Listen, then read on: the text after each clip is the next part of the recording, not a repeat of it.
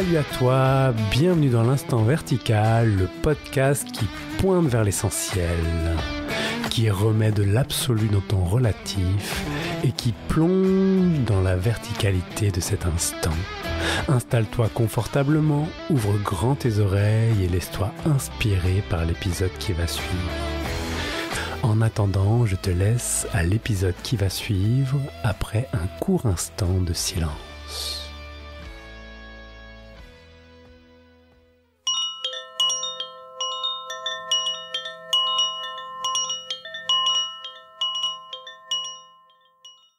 Bonjour à vous, bienvenue dans l'Instant Vertical. Aujourd'hui, je suis avec Souyin, l'amour. Salut Souyin. Salut Benjamin. Bienvenue dans l'Instant Vertical. Je t'ai contacté suite à ton fameux post qui a fait un peu enflammer la toile facebookienne. Et j'ai fait partie des gens qui t'ont demandé une interview à la suite de ce post. Et du coup, bah, l'idée, c'était d'en parler de cette histoire de démystification de l'éveil qui fait un peu parler en ce moment. Et ça te va? Ah oui, oui, bien sûr, avec plaisir. Merci pour ton invitation. C'est bien de pouvoir en parler aussi, d'approfondir un peu cette histoire. Voilà. J'ai été très étonnée, moi aussi, l'impact qu'a eu ce petit poste. Donc, voilà. Et pour te présenter vite fait pour les personnes qui ne te connaîtraient pas, donc tu es autrice, tu as écrit plusieurs ouvrages autour notamment de la spiritualité et de l'éveil. Je me souviens d'un livre qui s'appelle Assoiffé de ciel aux éditions Aluna, si je me souviens bien. Oui, tout à fait. Et d'autres livres aux éditions Acarias Originelles aussi. Voilà, et tu n'accompagnes plus, mais et tu es aussi formatrice en soins énergétiques, c'est ça que tu me disais tout à l'heure. C'est ça, soin énergétique par la présence, ou accompagnement en présence. Oui, tout à fait. Super.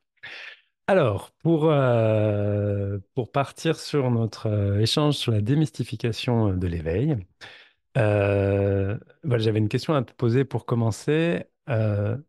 Pourquoi c'est un sujet Ouais. dans ce milieu-là? En fait, c'est vraiment un vrai questionnement que j'ai eu parce que pour moi, enfin, pour te dire d'où est-ce que je pars pour te poser cette question, la démarche qu'on peut retrouver dans ce qu'on avait appelé le néo-Advaita, on va dire l'approche que pouvait avoir Ramesh Balsekar, Ramana Maharshi, etc., qui ramènent à la présence, au questionnement, à regarder les choses telles qu'elles sont déjà une forme de démystification, puisque ça fait aussi tomber pas mal d'histoires sur qu'est-ce qu'on peut se raconter, etc.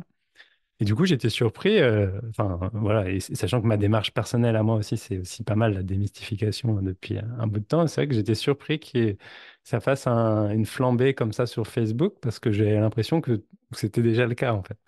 Du coup, j'étais surpris de Ouais. voir que pour certaines personnes, il y avait comme un besoin de démystification, de la démystification. C'est un peu comme ça que je l'ai vu. Et du coup, ma question, c'est qu'est-ce qui, qu'est-ce qui, qu'est-ce qui fait qu'il y a eu cette démystification et qu'il y a eu ce besoin pour toi, par exemple, de faire ce poste et de participer à cette démystification? Quelles étaient pour toi la Hmm. mystification au final aussi? Ouais, ok. Alors bon, déjà, on voit toujours les choses à travers notre prisme de perception et donc moi alors je me base sur ma propre expérience, peut-être là où j'en suis aujourd'hui. En tout cas, c'est pas nouveau pour moi. C'est pas nouveau pour moi non plus la démystification, hein. Ça fait des années, même dans mon livre La joie d'être, qui est paru il y a 10 ans quasiment, dans la quatrième de couverture, il y a écrit L'éveil a démystifié l'éveil. Ou ce livre démystifie Hmm. les notions d'éveil. Je sais plus comment c'est tourné. Donc c'est déjà le cas, Bah effectivement, oui. ça rejoint ce que tu dis, hein, cette perception des choses avec donc tu parles du Néo-Advaita, qui démystifie pas mal de choses, qui dépoussière pas mal. Mais j'ai constaté qu'il y avait une nouvelle mystification qui pouvait se produire Hmm. aussi avec le Néo-Advaita, en fait. Et je le constate dans les témoignages que j'ai des personnes que j'accompagne dans mes stages, beaucoup. D'accord. Et puis d'autres avec qui je converse par ailleurs. Voilà. Et qui sont dans des groupes de personnes qui discutent autour de l'éveil, qui sont en recherche et qui me parlent de ça aussi, qui constatent ça Hmm. et qui constate un grand besoin de revisiter ça, en fait. Voilà. Donc, je me suis Ouais. appuyée là-dessus dans mon ressenti pour, quand dans mon poste, exprimer ça comme quelque chose de nouveau, en Hmm. fait.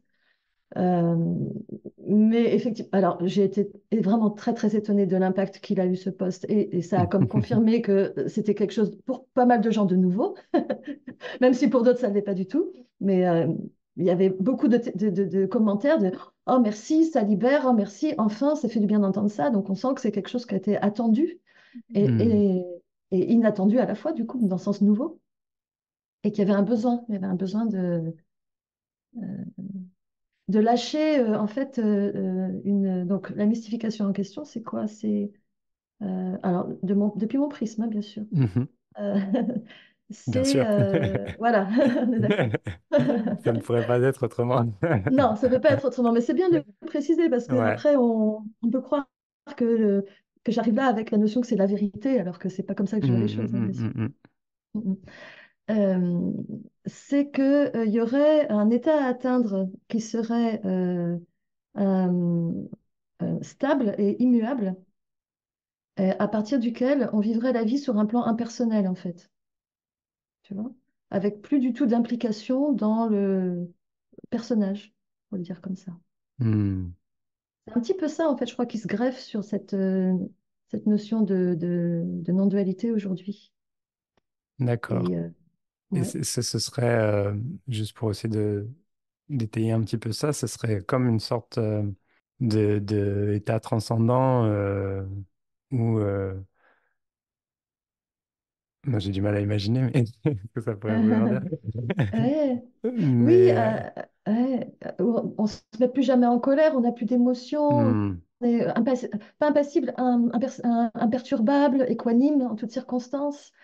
Tu vois, hmm, quelque chose comme ça, où on n'est plus du tout associé à ce corps humain, à cette expérience humaine, et où c'est presque comme un état peut-être de témoin ou de parfaite plénitude et de paix inaltérable, quoi qu'il arrive. hmm. Et est-ce que ça, c'est pas justement une des sujets, on va dire, d'investigation justement d'une démarche en fait, au niveau Advaita ou pas, j'en ai rien à faire hein, parce que c'est pas j'ai pas de paroisse. Ouais, Mais c'est ouais. vrai que dans cette notion par exemple d'investigation, est-ce que c'est pas justement aussi une investigation nécessaire de ce sujet-là parce que ça fait partie des choses qui empêchent quelque part de revenir à la simplicité d'être au final, tu vois. Oui, absolument, oui, oui. Alors, je suis pas en train de dire que les enseignements euh, euh, perturbent les gens, c'est peut-être la façon dont ils sont compris, hein. Hmm, hmm, Voilà. C'est, mais je le vois dans mes stages, c'est très régulier que bah, je pose assez rapidement comment ça se vit pour moi et que des personnes sont étonnées. Ah bon, mais je hmm, croyais que, mais je croyais que, mais je croyais que. Je l'entends combien de fois ça? Tu hmm. vois. Oui, donc c'est encore Euh, une sorte de bulbe d'un état transcendantal voilà, exactement, c'est de ça. redevenir vraiment encore une nouvelle version transcendantale du coup de soi en fait. Oui. Et que du coup tu sens que, enfin, ce que tu disais par rapport à ce que tu observais par rapport au retour, que c'était quelque chose qui avait encore sa place dans la démarche d'investigation de la Daïta par exemple. Attends, je comprends pas bien ta question. Que c'était quelque chose qui, comme quelque chose de prenant, c'est-à-dire que de suivre une voie, mettons, de l'Advaita, etc., ça allait aussi amener à ça, et du style, par exemple, l'image qu'on peut avoir, j'imagine, c'est Ramana Maharshi qui était... Voilà, absolument, Voilà. absolument. Mm. Ouais. Et que tant Et qu'on puis- n'est pas atteint Ramana Maharshi, en gros, c'est qu'il y a du voilà, boulot. exactement. Tu sais, j'ai Mm. lu un livre qui est paru chez Akaris Original, je crois, si j'ai pas de bêtises, sur la vie de Ramana Maharshi. Enfin, j'ai Mm. pas tout lu, mais j'ai lu des passages. Et il y a un passage qui m'a, ouais, je dirais même qui m'a choquée. Alors peut-être que c'est la traduction, je ne sais pas, hein. Mais comment c'est décrit, et c'est peut-être pas le vrai vécu de Ramana, mais c'est comment c'est décrit par la personne qui raconte. Et donc elle est dans cette mystification en fait. C'est Mm. Ramana se promène sur un chemin et puis sa jambe heurte à un nid de frelons. Et les frelons se jettent sur sa jambe et le piquent. Et Ramana ne réagit absolument pas. Et il dit, mais c'est la faute à cette jambe, elle avait qu'à pas heurter ce nid de frelons. Les frelons, ils sont pour rien. Donc, il n'y a aucune raison de réagir et de se défendre et Mm. de les empêcher de piquer cette jambe. Tu vois? Alors, quand tu Hmm. vois ça comme ça, si c'est vu vraiment comme ça que c'est vécu, c'est ahurissant en fait. C'est-à-dire que Hmm. donc la jambe c'est sa faute, tu vois. Par contre, elle est en faute de quelque chose, alors que Hmm. les frelons non. Mais s'il y a de faute nulle part, il y a de faute nulle part, ni dans la jambe ni dans les frelons. Et dans ce cas-là, il n'y a pas de raison de ne pas protéger le corps. Enfin, il y a comme Hmm. une espèce de déconnexion du corps, tu vois. Hmm. C'est vrai que si on voit les choses comme ça nous crée une espèce de mythe où il n'y a plus de douleur physique, il y a plus de problème avec tout ça, il Hmm. y a plus à... Enfin, je tombe malade, je ne me soigne pas, enfin, etc. Tu vois, c'est... Alors, peut-être que Ramana Maharshi vivait ça, parce qu'on dit qu'il avait un cancer qui ne se soignait pas aussi. Hein. Donc, peut-être qu'effectivement, il était là, lui, à cet endroit-là. Est-ce que pour autant, nous, occidentaux, avec la vie qu'on vit aujourd'hui, c'est un modèle possible de vie? Mais non, Hmm. Oui, ça faisait évidemment que partie non. de ton article, enfin, c'était un article pour Ouais, moi, ton ouais, post, mais ouais, ouais. que tu évoquais aussi que peut-être que l'éveil à l'occidental n'est pas exactement l'éveil à l'oriental, dans le sens où les causes et les conséquences sont un peu différentes de la fonction. Enfin, je veux Oui, dire, de l'occidental et de l'oriental. Et oui. est-ce que ça va justement dans ce sens-là, ce que tu étais en train d'évoquer? Oui, alors déjà, c'était une réflexion qui m'est venue comme ça. Hein. Hmm. C'est cette possibilité qu'en fait, on n'a pas le même rapport à l'individualité. Hmm. On est dans des sociétés individualistes. L'individu est au centre, en fait. Je ne pense pas que ce soit le cas en Inde. C'est beaucoup plus des sociétés de collectifs, en fait. C'est le collectif qui est au centre. C'est l'impression que j'ai, en tout cas. Ça donne cette Oui, impression. ça dépend où c'est, mais oui, oui. Peut-être où, ça Oui, dépend, oui. effectivement. Hmm. Mais même avec les notions de karma et de caste, il y a moins d'attachement à l'ego, à rendre un individu heureux, en fait. Hmm. Tu vois, tout ce côté de développement personnel, je ne sais pas s'ils ont ça en Inde, hein, tu vois. Donc, du Hmm. coup, c'était ça, c'était cette réflexion qui disait que, bah, du coup, forcément, pour oui, un occidental, le sens d'individualité étant beaucoup plus densifié, il va falloir qu'il fasse partie de l'équation. Hmm. On va, si on s'acharne à essayer de l'éjecter de l'équation, on va se faire violence et on va s'épuiser. En tout cas, ça a été mon expérience. Et Ouais. l'expérience de beaucoup de personnes que j'ai pu croiser aussi, bien sûr. Hmm. Hmm. Hmm. De vouloir se détacher totalement de cette individualité et de s'apercevoir qu'en fait, on ne fait que se faire violence et souffrir encore plus et la renforcer en plus, du coup. Hmm. Renforcer Hmm. quelque chose en nous qui se sent mis de côté et qui, du coup, ressort par la porte de derrière en bien pire, en Hmm. fait. Et c'est un truc Ouais. c'est une vraie question, en n'ayant pas d'imaginaire que tu as une réponse à donner, mais juste Mm. la poser vraiment là, c'est comment on fait pour se détacher d'une personnalité? C'est une vraie question que je me pose dans le sens où c'est une chose de voir quelque chose, de voir que la personnalité est un ensemble de Oui. causes et des conséquences qui sont en mouvement, etc. Mais pour volontairement s'en détacher, j'ai du mal à imaginer quelle est la Et, réflexion, la ouais. manière de faire que quelqu'un, Ah, à part la ok. nier, en fait, mais on est dans la négation. Ce qui est, Ah bah oui, je devrais pas ressentir ça. Hein, il y a ça qui arrive. Hmm. Ah non, je devrais pas ressentir ça parce que ça, c'est l'ego. Donc, je lutte contre ça ou je refuse ça en moi. Hmm. Je ne mets pas mon attention dessus, surtout pas, etc. Tu vois, c'est vite. Hmm. J'enlève toute prise en considération de ce qui vient d'émerger là. Je ne m'en soucie pas, je ne regarde pas, je ne fais pas attention. Enfin, Hmm. ou pire, moi je me souviens, je m'auto-flagellais. C'était comme si je parlais, tu vois, c'était dans ma tête, ça faisait non, mais toi, t'as pas par exemple, c'est toujours bien de prendre des exemples, mais une frustration sur quelque chose, oui, bah, t'as pas à être frustré. Tu devrais accepter ce qui est parce que c'est ce qui Hmm. est.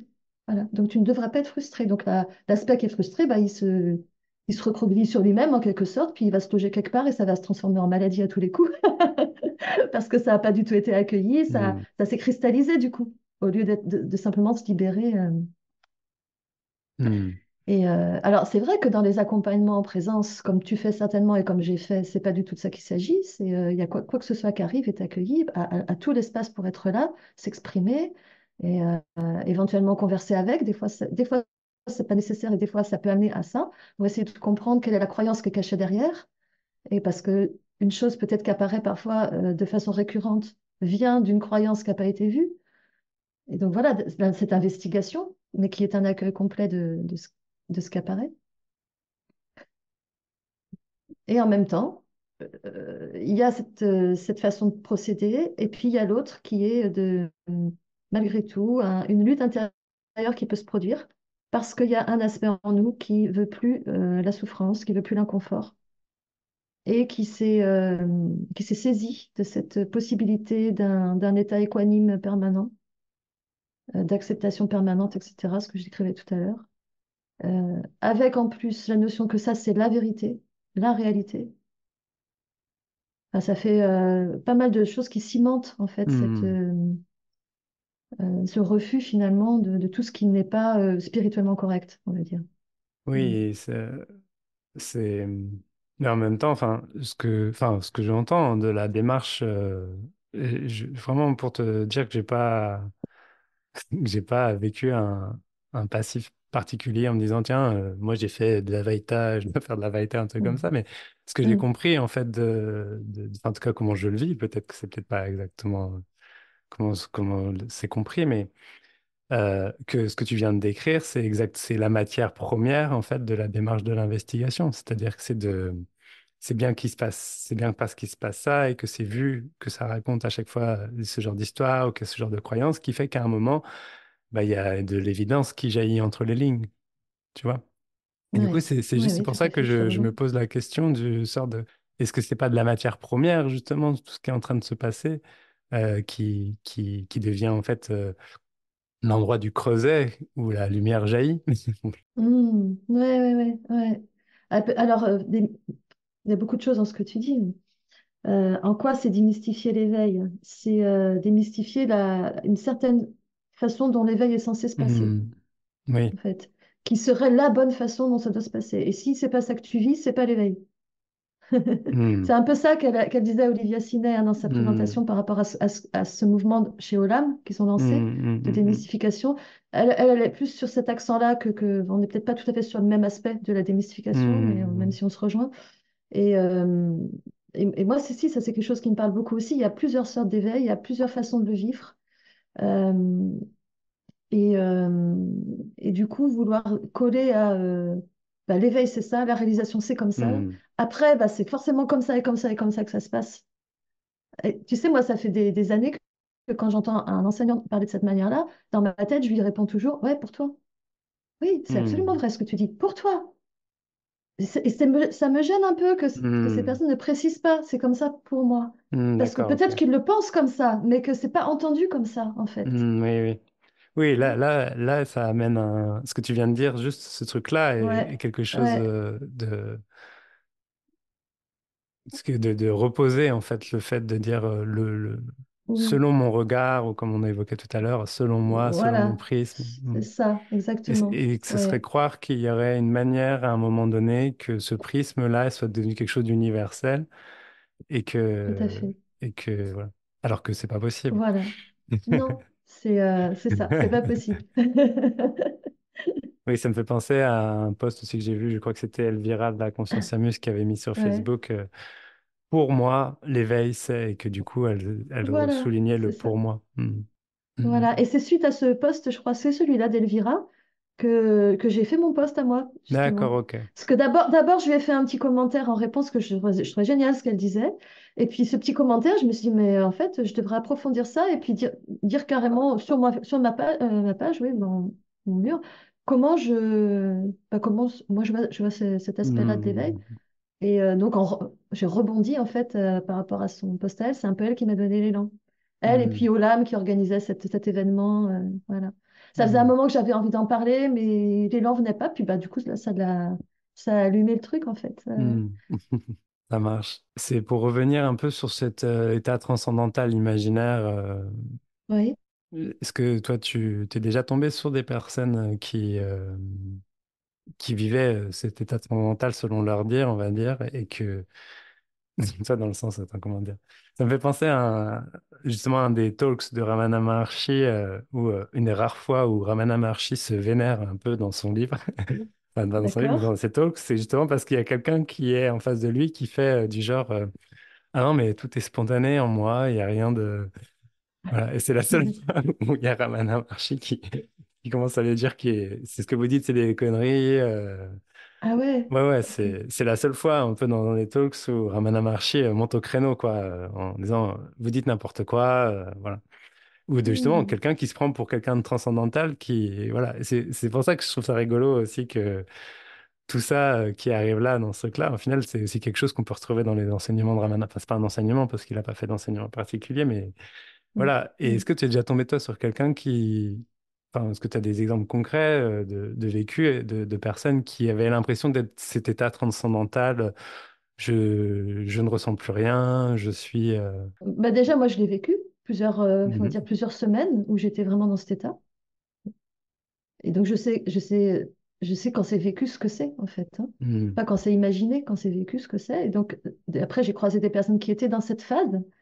mhm, L'erreur qui a été faite en moi, c'est de croire que ça doit être le but et de ne pas comprendre que c'est juste une phase. J'ai mis du temps à comprendre ça. mhm, Mais par exemple, j'ai accompagné une personne, ça me revient là quand tu poses la question. Donc ça, c'est quelques années après hein, cette phase que j'ai vécue, hein, où j'avais déjà mhm, compris que c'était qu'une phase en fait. Et je l'ai accompagnée quelques temps, quelques mois, et puis un beau jour, elle m'écrit, elle me dit, ça y est, ça s'est réalisé dans la nuit, j'aimerais qu'on en parle. Et donc on en parle, et effectivement, c'est vraiment ça, elle vit ce même état transcendant, on va dire. Et puis, on reste en contact elle constate que moi, je suis plus dans cet état-là en discutant. Tu vois. Parce que moi, je dis pas ça, je dis je. Elle est en mode ça, ça, ça. Tu vois, il n'y a plus de je. mhm, Et puis oui, moi, il y a un sens d'individualité qui est revenu, etc. Et là, elle commence à m'attraper là-dessus et à me dire, mais en fait,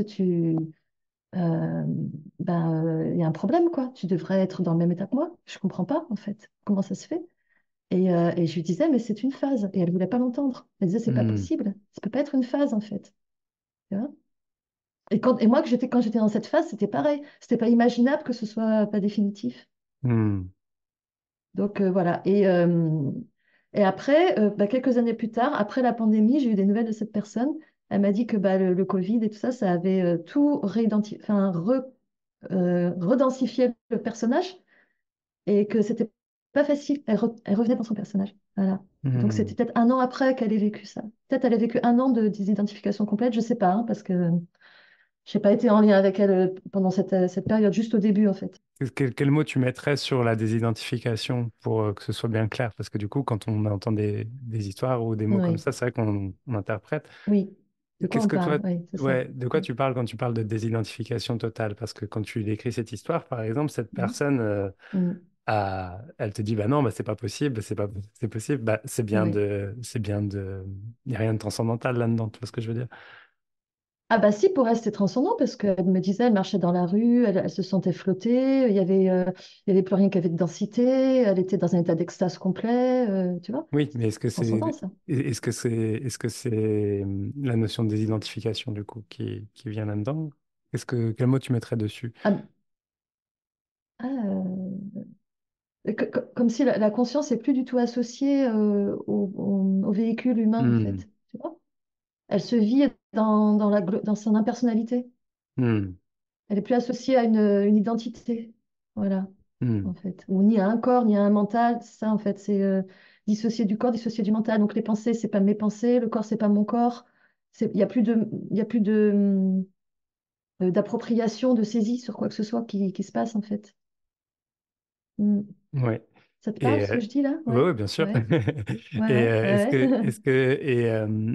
et en fait, j'essaie de tirer un peu le fil pour essayer de voir de quoi on Ouais, parle, mais est-ce que ouais, ça, c'est pas aussi la réalité? Je veux dire, c'est très concret, c'est ça qui est, on va dire, perçu à travers ce qui est appelé l'éveil, c'est de voir que il n'y a pas une entité particulière qui oui, est une source de quoi que ce soit, en c'est fait. ça. Et Absolument. ça n'empêche pas qu'il y a quand même une carcasse, une manière de penser, une personnalité qui existe. Et ça ne veut pas dire que c'est ou l'un ou l'autre. Enfin, tu vois ce que je veux dire? J'essaie de. Ouais, eh oui. Voilà. Est-ce que cette notion de désidentification, elle peut pas. Enfin, est-ce que quand toi tu dis par exemple, bah moi j'ai le personnage qui est revenu, etc. Est-ce que c'est pas aussi quelque part une sorte de raccourci de dire ça? Tu vois, par exemple. De dire, bah voilà, est-ce que le personnage, il est C'est-à-dire? vraiment parti ou est-ce qu'il n'est pas parti? Enfin, tu vois, c'est quoi que tu veux dire par là? Parce que peut-être que ça va permettre de comprendre tout ce truc autour de Hmm. démystification. Oui, oui, ben, en fait, c'est comme si la conscience se réassocie à nouveau à ce corps. Hmm. Par exemple, je peux, si la conscience n'est pas associée et que les mains bougent, font des mouvements, c'est vécu comme ça bouge. Les mains bougent toutes seules. Hmm. Voilà. Je prends un verre d'eau, bah, tiens, le corps saisit un verre d'eau. Ok. Mhm. Quand la conscience s'associe au corps, c'est vécu comme je prends un verre d'eau. Si. Parce Mhm. que d'un coup, je suis associée à ce corps comme étant moi, on va dire, mais moi au sens c'est mon expérience. Prendre un verre d'eau, c'est Hmm. mon expérience. Et du coup, dans les deux cas, que ce soit associé ou dissocié, c'est toujours la même conscience Voilà. C'est ça que. qui joue à des prismes de vécu ou à des plans de vécu différents. Elle joue à être sans saisie ou elle joue à être avec de la saisie. Hmm. Et dans cette saisie, si elle est vécue en conscience, je dis pas qu'elle est vécue volontairement, parce que enfin bon, on va pas rentrer là-dedans, mais quand c'est vécu en conscience de ce qui se passe, c'est-à-dire conscience qui s'amuse à s'identifier, en fait, dans mon expérience, il y a énormément d'amour, là, c'est extraordinaire à vivre, en fait. C'est juste comme ouais, une fusion, tu vois, entre... Parce que quand je suis pas associée au corps, je suis en mode témoin. Il y a presque comme une forme de dualité dans cette non-dualité. C'est-à-dire, il y a conscience pure, et puis il y a la matière qui gigote toute seule, comme un pantin qui est là, qui s'agite, mais euh, c'est pas habité d'une certaine manière. Hmm. Hmm.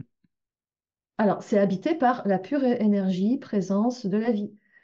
Et c'est pas habité par une forme d'âme. Hmm. Ah, on pourrait dire ça comme ça. C'est pas animé par l'âme.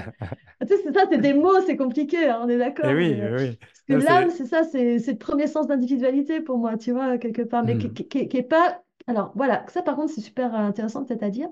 Pour moi, au niveau de l'âme, il n'y a pas de sens de séparation. Je suis un être séparé de la vie. Il y a je suis la vie qui se vit en tant qu'individualité. Et c'est ça, vraiment l'intermédiaire entre euh, la non, l'impersonnalité complète et la densité de la personnalité qu'il a est piégée dans une illusion. Hmm. L'âme, elle se sent individuelle et en même temps, elle se sait être le tout et connectée à tout. Et elle est dans ce jeu-là, d'à la fois je suis le tout, je suis connectée à tout et je suis une singularité. Et voilà. Et pour ma part, je sens dans mon expérience que ça a plus envie d'être, de se vivre en tant qu'âme qu'en tant que soit impersonnel, soit évidemment complètement Hmm. identifié à un personnage aussi. Je sais pas si ça parle. Après, ça reste des concepts quand même. Si, Mais si, bien ouais, sûr. Mais ça, de toute ouais, façon, ouais. ben voilà, c'est la preuve même Mm. de tout ce sujet, en fait. C'est-à-dire que ce yin, tu vas utiliser des mots et des matières, des Ouais, choses qui vibrent, je sais pas, dans ta résonance, ouais, avec ouais. ton langage, avec ce qui est vécu. Et ça n'empêche pas que le vécu peut être, la conscience concrète peut être aussi vue comme quelque chose qui est impersonnel et pourtant Oui, qui va s'exprimer à travers une personnalité oui, oui, c'est ça. qui est, voilà, enfin, je veux dire, Tout à fait. et Et c'est vrai. c'est magnifique. Oui. C'est magnifique. Ah oui, Non, c'est ah parce oui, que c'est pour un peu d'aller dans cette direction, c'est aussi juste pour rigoler un peu sur le fait de dire, par exemple, quand les gens disent il y a quelqu'un ou il y a personne. oui, Mais est-ce que voilà. ça peut pas être les deux? Ben oui, Tu vois? voilà, exactement. Et à la Et- fois, c'est comme le chat de Schrödinger, hein. À la fois, il y a quelqu'un et à la fois, il n'y a personne. Oui. Et c'est quand les paradoxes ne font qu'un, Oui, c'est rigolo. c'est ça, Mais c'est ça. que Et c'est tant une qu'il y a question paradoxe. voilà, c'est ça. Et c'est une question d'observation, où tu te places pour observer. C'est Mm, exactement comme la physique quantique. mm, Selon le mm, point de vue de l'observateur, il y a personne ou il y a quelqu'un, ou il y a les deux. C'est, mm. Voilà. Et tu vois, je repense à des personnes qui m'ont consulté à une époque en disant, j'ai vécu cette bascule, ce retournement, il n'y avait plus personne, et puis maintenant, à nouveau, il y a comme l'impression qu'il y a quelqu'un, et ça va pas, et je suis pas bien avec ça, mais j'en ai tellement entendu, c'est cette mystification-là, en fait, qui est tombée en moi un Mm, jour, parce que j'ai vécu la même chose. Et évidemment, si des personnes sont venues vers moi, c'est parce que j'avais vécu ça, et que voilà, c'est toujours des miroirs, hein, bien sûr. Et quand enfin c'est tombé il y a une forme que cette conscience doit vivre, impersonnelle. Et quand ça a arrêté de s'accrocher à cette idée que ça devait en fait être ça qui s'installe, il y a une liberté. Mais pour moi, la liberté, la vraie, elle est là finalement. Il Hmm. y a une liberté comme de laisser enfin pleinement cette conscience faire ce qu'elle a à faire, vivre les expériences Hmm. qu'elle a à vivre, et personnel, impersonnel, entre les deux, âme, les deux à la fois, etc. Que tout ça puisse être complètement libéré et fluide. Hmm. Oui, donc on est bien dans un espace aussi quand il s'agit d'en parler, Ouais. d'essayer d'accompagner, de transmettre, que vient en fait une forme de projection et d'imaginaire. Ouais, ouais, c'est ça. Et juste ce qui me venait aussi, c'est cette liberté dont je parle là. euh, je pense qu'elle est possible quand ça a été quand même vraiment reconnu, Hmm. la réalité de la conscience, sa réalité ultime. Oui.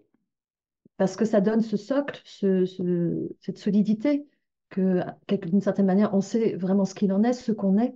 Hmm. Et donc, à partir de là, il y a ce jeu qui est possible de le vivre dans la paix. Parce que tant que c'est pas reconnu, par contre, faut pas que ça devienne un nouveau modèle non plus, ça, tu vois. Parce que sinon, voilà. Ouais. Mais peut-être aussi qu'il n'y a rien à faire sur le fait qu'il y ait des modèles, dans le sens où c'est Ouais. une fonction naturelle aussi de Oui, s'appuyer sur de l'imaginaire, de la c'est vrai conception. aussi, oui. C'est juste à Bien quel sûr. point l'individu, la personne aussi a envie de transcender quelque part ça, dans le sens d'aller au-delà de ça, de le transpercer, de regarder à travers, et que peut-être que de Ouais. s'arrêter à une image, et bien, quand c'est vu qu'on s'arrête à une Ouais. image, et bien, ça peut tomber. Bon, c'était juste pour te donner Mm. c'est ce Mm. qui alimentait ma Tout à fait. réflexion par Ah rapport non, à mais tout à fait. en quoi il y a une démystification de quoi Exactement. que ce soit, Ouais, en c'est fait, ça. parce que ce sera toujours la même chose, et je veux dire, c'est pas la première Ouais. démystification qu'il y a, et que je trouve qu'il y a quand même Ouais, une ouais, ouais. démarche Ouais. Ouais. enfin, bon, bien sûr que c'est important de nommer, de pointer, et de voir que plus les mythes se cassent, moins on raconte d'histoires, mais qu'au final, se raconter des histoires, Exactement. ça fait partie aussi de tout le bordel. Oui. Oui. Bah oui, et puis tout ce cheminement, on va dire, de libération doit peut-être passer par ça, doit passer, enfin, la Voilà, preuve, puisque ça passe par ça. Et oui, voilà. absolument. Et donc c'est génial, puisqu'à chaque point du chemin, il y a un moment pour mystifier, il y a un moment pour démystifier, pour démystifier de la démystification aussi, peut-être, etc., comme tu disais. Ouais, C'est génial. c'est génial. Ouais. Merci Céline, merci beaucoup. Merci à toi, Benjamin. Est-ce que si des personnes veulent te contacter, te parler, comment ils peuvent faire, comment ils peuvent te trouver? Alors, je suis quand même pas super dispo, je suis bien occupée, mais Mhm. donc comme je ne donne plus d'accompagnement, donc on ne peut pas me contacter pour ça. Évidemment qu'on peut m'écrire par mail, et voilà, c'est par mail qu'on peut s'il y a Et besoin, me t'as un site contacter. internet? J'ai un site internet aussi, bien sûr. Voilà, et pour me Ok, rencontrer, bah, c'est plus à travers mes stages, mes formations que je vais à la rencontre maintenant des gens en présentiel. Voilà. ça marche. Je vais On quand trouve même tout. faire un satsang à la fin de l'année, oui. D'accord, En Ardèche, voilà, en mois de décembre. Mais c'est indiqué sur mon site. Ça va ça l'être marche. Donc bientôt. son Voilà. site internet, Ouais. c'est quoi? Oui, c'est suyinlamour.fr. .fr. Suyin-lamour.fr, je crois. Ok, Ouais. Mm. donc on trouve toutes tes infos là-bas. Voilà, c'est ça. Merci beaucoup Céline, c'était une grande joie de te rencontrer. Merci, merci beaucoup à toi. On se Pareil. croisera Mm. peut-être dans les Cévennes un de ces jours. Oui, avec plaisir. Merci, à bientôt. Merci de votre écoute. Merci beaucoup de votre écoute. Retrouvez dès à présent l'émission L'Instant Vertical sur les réseaux sociaux, Instagram, Facebook et YouTube. Partagez cet épisode, commentez, faites-moi le maximum de retours, ça fait toujours plaisir. Si vous avez des idées d'émissions, de sujets, n'hésitez absolument pas à m'envoyer un message sur les mêmes réseaux sur lesquels je pourrais vous répondre.